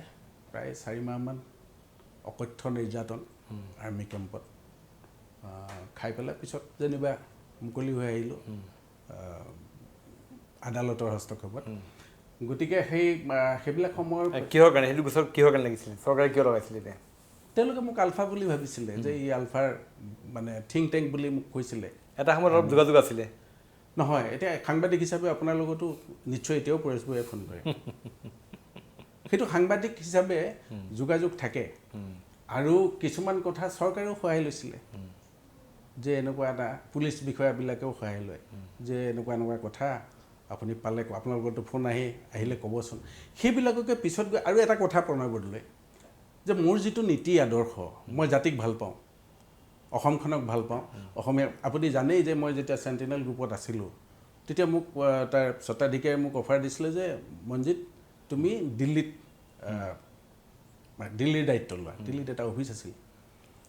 মই তেতিয়া পঞ্চায়তে নাকচ কৰিছিলোঁ যে নহয়, মই দিল্লীত নাযাওঁ, মোক যদি চাকৰি কৰিব নালাগে মই ইয়াত এৰি দিম, কিন্তু মই দিল্লীলৈ যাব নোৱাৰোঁ। তেতিয়া মোক সুধিছিলে শংকৰ ৰাজখোৱা ডাঙৰীয়াই যে কিয় নোযোৱা? মই কৈছোঁ নহয় দাদা, মই অসমখন এৰি মই ক'লৈকো নাযাওঁ। সেই তেতিয়াই মই বাদ দিছোঁ। মোৰ কথাটো হ'ল যে মই অসমীয়া আৰু অসমৰ কাৰণে খুব বেছিকৈ মানে কাম কৰি ভাল পাওঁ আৰু সেইকাৰণে হয়তো ক'ৰবাত গৈ পেলাই আলফাৰ যিটো চিন্তা আছিলে আৰু মোৰ চিন্তা আছিল ক'ৰবাত চাগে চৰকাৰে ভাবিলে যে এইটো একে ইয়ে থিংক টেংক ইয়ে চব কৰে। মোৰতো অজস্ৰ বদনাম আছে, কোনোবাই মাদানী বুলি কয়, কোনোবাই লেফটিষ্ট বুলি কয়, কোনোবাই কংগ্ৰেছী বুলি কয়, কোনোবাই বাংলাদেশী দালাল বুলি কয়। এইবোৰ অগণন, আচলতে মই কি কোনেও নাজানে। মই পিয়ৰলি এজন জাতীয়তাবাদী মানুহ। মই অসম গণ পৰিষদক হাৰাই হুমুজুৱে ছাপোৰ্ট কৰিছিলোঁ, সমৰ্থন কৰিছিলোঁ। নাই মই এই কথাটো ক'ৰবাত এনেকুৱা আছে নেকি, মানে বহুতে এইটো অভিযোগ আহিছে, এতিয়া মনজিৎ মহন্তৰ মুখেৰে আহিছে বাৰু, যে মনজিৎ মহন্তই যিটো অসম আন্দোলনৰ এজন উগ্ৰ আছিলে, অসমৰ আন্দোলন সম্পূৰ্ণৰূপে এটা অংশ লৈছিলে, সেই মনজিৎ মহন্তৰ পিছলৈ কোনোবা এই কথা ক'বলগীয়া হ'ল বাংলাদেশী দালাল বা মনজিৎ মহন্তৰ বক্তব্যত ক'ৰবাত পৰিৱৰ্তন আহিলে তাৰ কাৰণে এনেকুৱা এটা কথাটো হ'ল এনেকুৱা। মোৰ সেইটো স্থিতি এতিয়াও আছে। 71 চনক সীমা কৰি পেলাই এখন চুক্তি হ'ল, 71 পিছৰখিনি যাব লাগে, এতিয়াও কৈছোঁ মই। আমি কাৰখনৰ কাৰণে কি কাৰণে লাগি আছোঁ বিৰুদ্ধে? 71 পিছত আমি নামানো, কিন্তু সদৌ অসম ছাত্ৰ সন্থাই 71টো সীমাটো চুক্তিত মানি ল'লে। গতিকে 71লৈকে যিসকল থাকিলে থাকিব লাগে আৰু তেওঁলোকক সদায় চুক এটাত নি পেলাই বাংলাদেশী কৈ থাকি অসমীয়া বিদ্বেষ ভাৱটো তেওঁলোকৰ মনত জগাই তোলাতকৈ তহঁত অসমীয়া অসমত থাক, আমি একেলগে থাকোঁ বুলি কৈ অসমীয়া কৰি ল'ব পৰাটো আটাইতকৈ ডাঙৰ কথা। আজিৰ তাৰিখত সেই মানুহখিনিক ঠিক আছে মই কৈ দিলোঁ 51 পিছতে নালাগে কোনো, পাৰিব নেকি চৰকাৰে? 71 পিছত যেন আজিলৈকে এজনো বাংলাদেশী, প্ৰকৃত বাংলাদেশী যে আজিলৈকে বিতৰণ কৰিব পৰা নাই, বহিষ্কাৰ কৰিব পাৰে, কি কাৰণে পৰা নাই? এনেইতো মুখত কৈ দিলে নহ'ব, এটা কমিউনেল টেনশ্যন এটা ক্ৰিয়েট কৰিতো লাভ নাই। যিটো প্ৰেক্টিকেল কথা সেইটো ক'ব লাগিব। 71 পিছৰ পৰা এজনক পঠিয়াব পাৰে। মোদীয়ে দেখোন কৈছিলে 14 চনত 16 মে'ৰ পিছত বাংলাদেশে তালি টোপোলা, কেইজনে তালি টোপোলা বান্ধিলে? এতিয়া তালি টোপোলা বান্ধি অসমলৈ মাতিছে। গতিকে এইবিলাক ভণ্ডামি এটা সীমা থকা উচিত। প্ৰেক্টিকেল যিটো কথা যে 71 পিছত নালাগে, মোক মাৰি পেলালেও মই ক'ম যে 71 পিছত এটাও বাংলাদেশী অসমত থাকিব নোৱাৰে। কিন্তু যিহেতু লিগেলি 71লৈকে আমি মানি লৈছোঁ, সেইটো সন্মান জনোৱাটো এজন অসমপ্ৰেমী হিচাপে মোৰ দায়িত্ব বুলি মই ভাবোঁ। মাদানীৰ লগত সেই মিটিংখনক লৈ পেলাই মনজিৎ মহন্তৰ যথেষ্ট চৰ্চা আছিলে, মানে বহুতে সমালোচনা ঢৌ দিছিল যে মনজিৎ মহন্তৰ নিচিনা, মনজিৎ মহন্ত হাইদৰ নিচিনা আপোনালোক কেইজন গৈ মাদানীৰ লগত একেলগে এখন সভাত বহিছিলে। নহয়, সেইটো এটা ভুল ধাৰণা আছিলে। সেইটো কেনেকৈ হৈছিল মই এতিয়া ক'লে বহুত সময় লাগিব। সেইটো এইখন চৰকাৰৰে এটা ষড়যন্ত্ৰৰ ৰূপ আছিল, পিছত ধৰা পৰিল। তেওঁলোকে পইচাও খৰচ কৰিছিলে সেইটো কাৰণে। মই যিমান দূৰ পিছত তথ্য পালোঁ, দিল্লীৰ কাৰোবাক পইচা যোগান ধৰা হৈছিলে যে হীৰেণ গোহাঁই ডাঙৰীয়া, মই, হাইদৰ হুছেইন এইবিলাকক মাদানীৰ মানুহ কৰি এটা হেৰি কৰিব। মাদানী আহিছিলে সভাখনলৈ, সেইখন অ'পেন আছিল, সকলোৰ কাৰণে আছিলে খোলা। এইটো নহয় যে তাত কোনোবা আহিব নোৱাৰে, কোনোবা পাৰে, এইটো নহয়, সকলোৰ কাৰণে খোলা আছিল। মাদানীও আহিছিল, কিন্তু ভুলটো হ'ল যে মাদানী যিটো ঢঙত আহে, তেখেত আহি চিধা ডায়াছত বহি দিলে। বহাৰ লগে লগে হীৰেণ গোহাঁই ছাৰে মোক মাতি আনি ক'লে যে এইটো ডাঙৰ কথা হ'লে মোক উঠাই পঠোৱা। এতিয়া উঠাই পঠোৱাটোতো এজন মানুহক সম্ভৱ নহয় তেনেকৈ। গতিকে তেওঁক মই কাণে কাণে ক'লোঁ যে আপুনি এবাৰ যাওক। সেইটো কোৱাটো মই এতিয়া কেমেৰাৰ সন্মুখত কৈছোঁ, মাদানীয়ে ডিনাই কৰক। কৈছিলোঁ, মই ক'লোঁ এইটো কমিউনেল টেনশ্যন হ'ব, আপুনি এইবোৰ কথা ইয়াত নক'ব আৰু ইয়াৰ পৰা যাওক। তেওঁ তেতিয়া নামি গৈছে 2-3 মিনিটৰ পিছত। আৰু সেইটো লৈ পেলাই বহুত বিতৰ্ক হ'ল তাত থাকোঁতে। তাৰপিছত এটা টক শ্ব'ত প্ৰতিদিন টাইমৰ নিতুমণি শইকীয়া, তাত গোটেইবোৰ কথা ক্লিয়াৰ হৈ গ'ল, সকলোৱে গম পালে। তিনিদিন চলিলে। আৰু এতিয়া এওঁলোকে বিজেপি আৰু RSSৰ IT চেলে যেতিয়াই সুবিধা পায় তেতিয়া সেই মাদানীৰ মানুহ বুলি কয়। হিমন্ত বিশ্ব শৰ্মাই তেওঁৰ চেনেলত কয়, হীৰেণ গোহাঁই, মনজিৎ মহন্ত এওঁলোকতো মাদানীৰ মানুহ। আৰু মাদানীটো বাংলাদেশী নহয়, মুছলমানহে। কেনেকৈ হেৰি হ'ব? তেওঁৰ ওচৰত তেওঁ ঠিক আছে, তেওঁৰ ওচৰত যোৱা কথা পতাটো অপৰাধ নেকি? তাৰমানে যদি গৈছোঁ, তেওঁ আহি বহিলে, মোৰ কাষতে বহিছিলে, তেওঁ অপৰাধ হ'ল নেকি? তাৰ কাৰণে মোক ফাঁচি দিব নেকি? মই কি অপৰাধ কৰিলোঁ যে মই এজন মুছলমান নেতাৰ লগত বহিলোঁ? মইতো কোৱা নাই মাদানীয়ে যিটো ক'ব মই সেইটোকে কৰিম, উঠা বহা কৰিম। আজি আপুনি কৈছে কংগ্ৰেছ AIDFৰ সমৰ্থনত অজিত ভূঞা জিকি গ'ল। অজিত ভূঞা আজি কংগ্ৰেছ আৰু AIDFৰ চুটলিপি লৈ কাম কৰিছে নেকি? দিল্লীত মাত মাতিছে অসমৰ কাৰণে, AIDFৰ কথা শুনি বা AIDFে তেওঁক ব্যৱহাৰ কৰিছে নেকি? কংগ্ৰেছে ব্যৱহাৰ কৰিছে নেকি যে এইমতে ক'ব লাগিব? কিবা চুক্তি হৈছিল নেকি? একোতো হোৱা নাই। এই কথাবিলাক আচলতে মানুহক এটা ভুল ধাৰণা দিবৰ কাৰণে বিজেপি আৰু RSSৰ মানুহবিলাকে এই কামবিলাক কৰে। অহা নিৰ্বাচন আপোনাৰ ধৰ্মীয় মেৰুকৰণ পূৰ্বতো আমি দেখিছোঁ, এইবাৰো হ'ব পূৰ্ণ গতিত চলাব, সেইটো আৰম্ভ কৰিছে। ইয়াত মুছলমান মানে কংগ্ৰেছ আৰু নাই ৰাইজে এনেকুৱা ধৰণৰ দেখিছে যে কংগ্ৰেছ আৰু AIDFৰ যিটো জোটবন্ধন, সেইটো বেচিকেলি যে ধৰ্মীয় সংখ্যালঘুৰ যাতে ভোট বিভাজন নহয় পেলাই যাতে তাৰ সুবিধা যাতে বিজেপিয়ে নলয়, সেইকাৰণে সেই বিশেষ দিশটোৰ প্ৰতি লক্ষ্য ৰাখি কংগ্ৰেছ আৰু AIDFে জোটবন্ধন পাতিছে। সেইটো আৰু ইফালে বিজেপিয়েও সেইটো সুবিধা লৈ পেলাই হয়তো হিন্দুত্বৰ কাৰ্ড খেলিব, নহয়। এনেকুৱা এটা হ'ব, সেনেকুৱা পৰিৱেশ আপুনি দেখা নাই নে অসমত? এজন সাংবাদিক সেই গোটেই কথাটো হ'ল এনেকুৱা এটা পৰিৱেশ বিজেপিয়ে আনি দিলে। আমি যদি যোৱা 5-6 বছৰৰ কথা চাওঁ, গোটেই দেশখনত তেওঁলোকে যিকোনো ইছ্যুতে কেৱল হিন্দু আৰু মুছলমান, হিন্দু মুছলমান এইটো কৰি কৰি এটা বিভাজনৰ ৰাজনীতি তেওঁলোক ছাকচেছ হৈছে বুলি মই ভাবোঁ। সেইটো ভাল পাওঁ বেয়া পাওঁ পিছৰ কথা। আৰু সেইটো কাৰণে এতিয়া কি হৈছে, মুছলমানসকলো শংকিত হৈছিলে, স্বাভাৱিক কথা। আৰু সেইটোকে কেপিটেলাইজ কৰিব হৈছে AIDFে আৰু কংগ্ৰেছে, স্বাভাৱিক কথা। এইটো নহয় যে কংগ্ৰেছটো মুছলমানৰ দল, AIDFটো কেৱল মুছলমান, তাততো সকলো আছে। AIDFত হিন্দু মানুহৰ সংখ্যা কম, কিন্তু কংগ্ৰেছততো যথেষ্ট হিন্দু মানুহৰ ছাপোৰ্ট আছে। কালিলৈকেতো কংগ্ৰেছেই ৰাজ কৰিছিলে দেশত। গতিকে এই কথাবিলাক হৈছে কি, কিছুমান প্ৰপাগাণ্ডা প্ৰচাৰ চলায় যে এইটো মুছলমানৰ দল। কাইলৈ হয়তো যদি আমি কেনেবাকৈ ইলেকশ্যনত নামো, তেতিয়াতো সেইটোৱে চলিব যে এই মুছলমানৰ মানুহ। এতিয়া আপোনাৰ অহা নিৰ্বাচনৰ কাৰণে মই প্ৰণয় বৰদলৈ, মোৰ নাম পৰ্যন্ত সলাই দিয়া হৈছে ছ'চিয়েল মিডিয়াত। IT চেলৰ মানুহে কি বুলি মৌলানা মঞ্জিতুদ্দিন আহমেদ। তো মই এজন গোসাঁই মানুহ, গোসাঁই বুলি মই আচলতে নকওঁ, লাজ পাওঁ, কিন্তু মই কৈছোঁ দৰ্শকসকলৰ কাৰণে যে মই গোসাঁই মানুহ, মই সত্ৰত জন্ম, মই সত্ৰাধিকাৰ পৰিয়ালৰ। মই যদি আজি সাংবাদিকতা নকৰিলোহেঁতেন, জাতিৰ কাৰণে সংগ্ৰামৰ পথত নানামিলোহেঁতেন। চাৰু মহন্ত অসমৰ বিশিষ্ট সাংবাদিক, অসম বাণী কাকতৰ সম্পাদক, তেখেত চাৰু মহন্তৰ ল'ৰা। দেউতাৰ প্ৰভাৱ কিমান আছিল আপোনাৰ সাংবাদিকতাৰ জীৱনত? আটাইতকৈ বেছি কিজানি মোৰ দেউতাৰ প্ৰভাৱ আছিল। কাৰণ মোৰ সৰুৰ পৰা খমান প্ৰথম মানত পঢ়োঁতে যেতিয়া অসম বাতৰি অফিচ আছিলে, তেতিয়া মই তাত যাওঁ কেতিয়াবা দেউতাৰ লগত, গৈ পিটপিটাই ফুৰোঁ। তেতিয়া সেইবিলাক চব হেণ্ড কম্প'জিং আছিলে, এতিয়া নিচিনা কম্পিউটাৰাইজ নহয়। সেই তেতিয়াৰ পৰা মোৰ মনত সোমাই গৈছিলে। আৰু জীৱিত কালত দেউতাই মোক বহুত কথাই শিকাইছে। এনেকৈ নহয় যে টেবুলত বহিলোঁ বা ক'ৰবাত বহি মোক আঙুলিত ধৰি শিকাইছে, সেইটো নহয়, কিন্তু আকাৰে ইংগিতে মোক বহুত জাৰ্ণেলিজিমৰ প্ৰতি কেনেকৈ সাংবাদিকতা কৰে বহুতখিনি পাইছোঁ। এতিয়া শেষৰ ফালে আহিছোঁ। এতিয়া যদি এনেকুৱা এটা অৱস্থা হয় আঞ্চলিক গণমৰ্চাৰ কাৰণে, এফালে কংগ্ৰেছ AIDFৰ মহাজোটবন্ধন, আনফালে আঞ্চলিক শক্তি যিকেইটা আছে, যিকেইটা শক্তি হ'বলৈ গৈ আছে বা হ'ব এতিয়া নতুনকৈ, যেনে কৃষক মুক্তিৰ এটা দল হ'ব, অসম জাতীয় পৰিষদ হ'ল, অৰূপ বৰবৰাৰ এটা দল হৈছে, এই গোটেইবিলাক দলৰ এটা জোটবন্ধন হয়, তেতিয়া আঞ্চলিক গণমৰ্চা কোনফালে যাব? নহয়, জোটবদ্ধনটো আমি কৈয়ে আছোঁ, আমিতো বিচাৰিছোঁৱেই যে অখিল গগৈ মানে কৃষক মুক্তিৰ যিটো দল হ'বলৈ গৈ আছে, অৰূপ বৰবৰাৰ যিটো দল আছে, আছুৰ যিটো দল আছে, সেইবোৰ সকলো এক হ'ব। আৰু যদি এক হয় তেতিয়াহ'লে নিশ্চয় আমিও সেই কথা ভাবিম। তেওঁলোকে যদি কয় যে কংগ্ৰেছ AIDF পৰিহাৰ কৰি এই জোটটো হয়, কাৰণ তেওঁলোকৰ এটা চিন্তা আছে যে AIDF থাকিলে তেওঁলোকে তাত যাব নোৱাৰে বা নাযায়, তেনেকুৱা এটা পৰিস্থিতি যদি হয়, তেতিয়া আঞ্চলিক গণমৰ্চা কি কাৰণে যাব নাই? মোৰ প্ৰশ্নটো হ'ল যে কি কাৰণে যাব নাই? AIDFৰ কথা লৈ পেলাই কিন্তু এটা কথা চাওক, আজিৰ তাৰিখত যি ৰাজনীতি বুজি পায়, যি ৰাজনীতি জানে, সেই মানুহে কেতিয়াও নকয় যে অসমত মাইনৰিটি পলিটিক্সৰ কোনো স্থান নাই আজিৰ তাৰিখত। নাই, মাইনৰিটি পলিটিক্সৰ স্থান আছে, কিন্তু সদৌ অসম ছাত্ৰ সন্থা আৰু অসম জাতীয়তাবাদী যুৱ ছাত্ৰ পৰিষদৰ ঔৰসত যিটো দল হৈছে, সেই দলটোৱে AIDFৰ লগত কেতিয়াও AIDFৰ লগত নালাগে। আসনটো বুজাবুজি হ'ব পাৰে, এটা আমব্ৰেলাৰ তলততো সোমাব নালাগে। মই কৈছোঁ কি যে ঠিক আছে, AIDF কংগ্ৰেছো নালাগে, আছুৰ দল থাকক, KMSSৰ দল থাকক, অৰূপ বৰবৰাহঁতৰ যিটো দল আছে সেইটো থাকক, আমাৰ থাকক, এটা আমব্ৰেলাৰ তলত আমিতো সেইখিনি কথা কৰিব পাৰোঁ। আমাৰ যদি ভিতৰত এইটো কথা নাই যে পাকে পাকে বিজেপি ওলাই যাওক,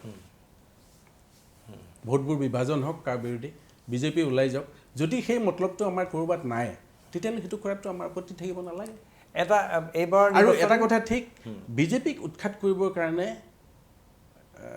মই ভাবোঁ, মোৰ ব্যক্তিগত সেইটো ধাৰণা, যে বিজেপিক উৎখাত কৰিবৰ কাৰণে আনকি কংগ্ৰেছৰ লগতো মই AIDF-টো বাৰু আঁতৰাই থৈছোঁ কি তেওঁলোকৰ আপত্তিটো ক'ত থাকিল মই জোটবন্ধনত যাবলৈ কোৱা নাই আসন বুজাবুজি নকৰিলে বিজেপি যদি ওলাই যোৱাটো নিশ্চিত আৰু যদি মানে ৰুধাৰ স্বাৰ্থত ৰুধাৰ স্বাৰ্থত আৰু যদি সেইটোকে নহয় তেতিয়াহ'লে ৱাক অভাৰ দিয়াই ভাল যে আমিনো কিয় ইমান পইচা পাতি ভাঙি পেলাই নিৰ্বাচনত নামিব লাগে এইবাৰ নিৰ্বাচনটো আপোনাৰ ধন সৰ্বস্ব হ'ব ধনৰটো পৰিভৰ হ'ব ধনটো ছটিয়াব বিশেষকৈ বিজেপিয়ে ছটিয়াব কংগ্ৰেছৰ সিমান বল আছে মই নাজানো কিন্তু বিজেপিয়ে ধন ছটিয়াব যথেষ্ট ধন খৰচ কৰিব আৰু এতিয়াৰ পৰা তেওঁলোকে তাৰ অনুশীলন আৰম্ভ কৰিছে এই যে কৰোণাৰ নামত যিবোৰ ঘটনা ঘটি আছে হিচাপ নিদিয়া সেই ঘটনাবিলাকৰতো কিবা এটাতো কাৰণ থাকিব লাগিব ক'ত খৰচ হ'ব সেই টকাবিলাক সেইবিলাক সময়ত মানুহে হিচাপ ল'ব এতিয়া যে হস্পিটেল খুলিম বুলি টকাবোৰ গোটালে ক'ত কেইখন হস্পিটেল হ'ল পইচাবোৰ ক'লৈ গ'ল বহুত টকাটো উঠিছিলে হয় চৰকাৰখনে বহুত কাম কৰিছে আজি মুখ্যমন্ত্ৰী এজনে ক'বলগীয়া হৈছে যে কৰোণাত হাজাৰ হাজাৰ কোটি টকাৰ কেলেংকাৰী হৈছে অসমত কি কাৰণে ক'বলগীয়া হৈছে আপুনি চাওক প্ৰণয় বৰদলৈ যিদিনাই মুখ্যমন্ত্ৰীয়ে ক'লে তাৰ পিছদিনাৰ পৰা এতিয়া হাহাকাৰ অৱস্থা কৰোণাৰ আগতে স্বাস্থ্যমন্ত্ৰী হিমন্ত বিশ্ব শৰ্মা যি ধৰণে তৎপৰ আছিলে আজি কিয় নাই সেই কথাষাৰ কোৱাৰ পিছত তৎপৰতা কিয় বন্ধ হৈ গ'ল এইবিলাকতো মানুহে চাই আছে তাৰমানে ক'ৰবাত তেওঁলোকৰ আভ্যন্তৰীণ কণ্ডলটো বহি প্ৰকাশ হৈছে মানুহক তেওঁলোকে স্কেপগোট কৰিছে কণ্ডলটোৰ কাৰণে এজনে কৈ দিলে বেয়া পাই কাৰণে বা যিয়ে নহওক আখেজ আছে যে এই কেলেংকাৰী হৈছে নৰেন্দ্ৰ মোদীলৈ চিঠি লিখিলে তাৰ পিছৰ পৰা হিমন্ত বিশ্ব শৰ্মা বহি দিলে মৰিলে মৰ অসমৰ মানুহ সেইটোতো ৰাজনীতি হ'ব নোৱাৰে সেইটো কল্যাণকামী কোনো চৰকাৰৰ সেইটো নীতিয়ে হ'ব নোৱাৰে কি চলি আছে ভণ্ডামী চূড়ান্ত ভণ্ডামী চলি আছে অসমত ৰাজনীতিৰ নামত চৰকাৰৰ নামত লুণ্ঠন চলি আছে কোৱা হৈছে শূন্য সহনশীলতা হয় আমিও ভাল পাইছোঁতো পইচা খাব নোৱাৰিব পইচা খাব পৰা নাই সাধাৰণ পুলিচ অফিচাৰে আজিকালি পইচা খাব নোৱাৰে আমোলাই পইচা খাব নোৱাৰে কিন্তু মন্ত্ৰী কোন বাদ পৰি আছে কৃষিমন্ত্ৰী বাদ পৰি আছে নে স্বাস্থ্যমন্ত্ৰী বাদ পৰি আছে নে মুখ্যমন্ত্ৰী বাদ পৰি আছে মানে মন্ত্ৰীসকলে কিন্তু সেইটো পইচা য'ত যেনেকৈ গোটাব লাগে গোটাই আছে বস্তাৰে গোটাইছে হিচাপ নাই ইয়াত নহয় কিবা নিৰ্দিষ্ট উদাহৰণ আপোনাৰ হাতত নিৰ্দিষ্ট উদাহৰণ মই সময়ত দিম এতিয়া দিব খোজা নাই মই গোটেইবোৰ তথ্য পাতি নাই আৰু সেইবিলাকতো আৰু কোনো চাৰ্টিফিকেট দিম কিন্তু দুৰ্নীতি অব্যাহত আছে দুৰ্নীতি ওপৰত আছে আৰু হিউজ মানে বিয়াগুম মাত্ৰাত দুৰ্নীতি হৈছে ইয়াত নহয় অসমত নাই কৰা দুৰ্নীতি য'ত কৰিব লাগে কৰিছে অসমত সামান্য চ'ৰ্চবিলাকত উৎস শেষত মই সামৰিব লাগিব মনজিৎ মহন্ত যদি দিছপুৰ সমষ্টিৰ প্ৰাৰ্থী হয় দিছপুৰবাসী ৰাইজক কি ক'ব বিচাৰিব মানে মই সেইটোকে দিছপুৰ এটা বৃহৎ সমষ্টি ভোটৰ সংখ্যাও বহুত ডাঙৰ সমষ্টি কিন্তু দিছপুৰ বুলি কিয় জোৰ কৰি আছে দিছপুৰ বুলি মই নকওঁ যি সমষ্টি নহওক যদি মই খেলোঁ যদি মই নামিবলগীয়া হয় নিৰ্বাচনত যদি বিচাৰে মানুহে সেইটোতো মই নামিম বুলি ইচ্ছা কৰিলেই নহ'ব মানুহে বিচাৰিব লাগিব যদি মানুহে বিচাৰে আৰু যদি মোক মৰ্চাৰ তৰফৰ পৰা কোৱা হয় যে আপুনি খেলক এইটো সমষ্টিত নিশ্চয় খেলিম আৰু খেলিলে মই এটাই ক'ম যি সমষ্টিয়ে নহওক যদি চেঙাও দিয়ে মই কথাটো কৈছোঁ বা বোলে শিৱসাগৰ সদৰো দিলে মোৰ এটাই কথা হ'ব যে মানুহ অসমীয়া মানুহৰ কাৰণে মই কাম কৰিম অসমবাসী আৰু মোৰ কিন্তু জাত পাতৰ খেলটো মোৰ একেবাৰেই নাই গাত হিন্দু মুছলমানেই হওক বঙালী অসমীয়াই হওক বঙালী বিহাৰীয়ে হওক অসমীয়া বিহাৰীয়ে হওক কোনো জাত পাতৰ চিন নাপাব বহুত মানুহে ভাবে ই বৰ অহংকাৰী মানুহ দূৰৰ পৰা যিসকলে দেখে এদিন যেতিয়া লগ পাই তাৰপিছত কৈ যে আপোনাৰ কথাটো এনেকৈ ভবা নাছিলোঁ সেইটো বেলেগ মাৰোৱাৰী মানুহ মোৰ বহুত বন্ধু আছে তেওঁলোকে কয় যে আপোনাক দেখিলে ভয় লাগে দূৰৰ পৰা চাওঁ বহুত অহংকাৰী মানুহ যেন লাগে এতিয়া কথা পাতিটো তেনেকুৱা লগা নাই এই যিটো কথা মই সেইটোৱে ক'ম যে মানুহক যে অসমখন বচাওক মোক ভোট দিব নালাগে অসমখনক জীয়াই ৰাখিবৰ কাৰণে ভাল মানুহ কিছুমান আনক ঠিক আছে এবাৰ মোক এজনে কৈছিলে যে এইবিলাক বৰ ফটুৱা বস্তু ৰাজনীতিটো চব বদমাছ মানুহবোৰ যায় আৰু যিজনে কৈছিলে মই নামটো নকওঁ সকলোৱে চিনি পায় তেওঁ কিন্তু চৰকাৰক সমালোচনা কৰে আমি যেনেকৈ কৰোঁ তেওঁ কৰে খুব গালি দিয়ে তো মই ক'লোঁ যে এটা কথা আপুনি যে সমালোচনা কৰিছে বেয়া মানুহ ৰাজনীতি, তে ভাল মানুহবোৰ নাহে কিয়? আপুনি পৰ্টিকত বহি গধূলি দুজন মানুহ মাতি চৰকাৰক গালি পাৰিব, ই টকা খালি আমুক কৰিলে, সেইটোতো নীতি হ'ব নোৱাৰে মানুহৰ। আৰে আপুনি যদি বেয়া দেখিছে কিবা, ভাল কৰিবলৈ কিয় চেষ্টা নকৰে? দুজন ভাল মানুহ আনি দি চাওক, যদি পৰিৱৰ্তন হয় হ'ব, নহ'লে লাট মাৰি দিয়ক। ক্ষমতাটো ৰাইজৰ হাতত আছে, পইচাত ভুল নগ'লে হ'ল। ঠিক আছে, মনজিত মহন্তৰ সৈতে বহু সময় কথা পাতিলোঁ, আৰু যদিও মনজিত মহন্তই কথাখিনি অস্বীকাৰ কৰিছে, এনেকুৱা কথাও ওলাইছে যে যদি মনজিত মহন্তৰ প্ৰাৰ্থী হয় তেতিয়া কংগ্ৰেছ AIDF-এ তাত প্ৰাৰ্থী নিদিয়ে, যিটো সমষ্টি হ'ব। এনেকুৱা ধৰণৰ কথা বতৰাও হৈ আছে। মই মনজিত মহন্তই অস্বীকাৰ কৰিছে, মই মনজিত মহন্তই স্বীকাৰ কৰা নাই কথাটো, কিন্তু এনেকুৱা কথা ওলাইছে যে মনজিত মহন্তক তেওঁলোকে প্ৰাৰ্থী হিচাপে আগবঢ়াব বিচাৰিছে, আৰু এই কথা চৰ্চা হৈ আছে। মনজিত মহন্তৰ লগত আঞ্চলিক গণমৰ্চা আন কেইবাগৰাকী প্ৰাৰ্থী কথা যদি ওলাইছে। সেইটো হয় মই আদৰণি জনাম, ভাল পাম। কিন্তু এটা কথা মই কওঁ প্ৰণয় বৰদলৈ, মই নাজানো মই কিবা অকৰা বেলবুং নে কি, মই গম পোৱাৰ আগতে পৃথিৱীয়ে সকলোৱে চব কথা গম পায়। যি নহওক, আমি মনজিত মহন্তৰ যিটো ৰাজনৈতিক আশা আকাংক্ষা যে বাস্তৱায়িত হওক, আৰু অসম আৰু অসমীয়াৰ স্বাৰ্থত তেওঁ কৈছে সৰ্বোচ্চ ত্যাগ কৰিবলৈ প্ৰস্তুত আছে। আশা কৰোঁ তেওঁ কামে কাজে কৰি দেখুৱাব। এই আশাৰে আজিৰ এই বিশেষ অনুষ্ঠান পলিটিকাৰ মাজৰ পৰা মই প্ৰণয় বৰদলৈ বিদায় লৈছোঁ। নমস্কাৰ।